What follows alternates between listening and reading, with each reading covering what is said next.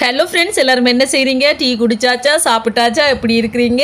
இன்றைக்கு டீ டைமுக்கு நான் என்ன எடுத்துருக்கிறேன் தெரியுமா? இன்றைக்கு பார்த்தீங்கன்னு சொன்னால் சுவையான சீனி சம்பல் முட்டை பேஸ்ட்ரி தான் எடுத்துருக்கிறேன் ஃப்ரெண்ட்ஸ். செம்ம டேஸ்ட்டாக இருக்கும். இது வந்து நான் செய்யலை, இன்றைக்கு கடையில் தான் வாங்கியிருக்கிறேன். நல்லா சுட சுட வாங்கிட்டு வந்தேன். பின்னேரத்தில் போடுவினோம் ஃப்ரெண்ட்ஸ், சூடோட அப்படியே சுட சுட வாங்கிட்டு வந்தேன்னா அதோட பிளேன் கோப்பியும் போட்டுட்டு அந்த பிளேன் கோப்பியையும் அப்படியே குடிச்சு இந்த முட்டை பேஸ்ட்ரியும் சாப்பிட செம்ம டேஸ்ட்டாக தான் இருந்துச்சு ஃப்ரெண்ட்ஸ். இதுக்கு தக்காளி சோஸ் எல்லாம் தேவையில்லைன்னு சொல்லுங்க. இந்த சீனி சம்பல் நல்ல சாரமாக செம்மையாக இருந்துச்சு.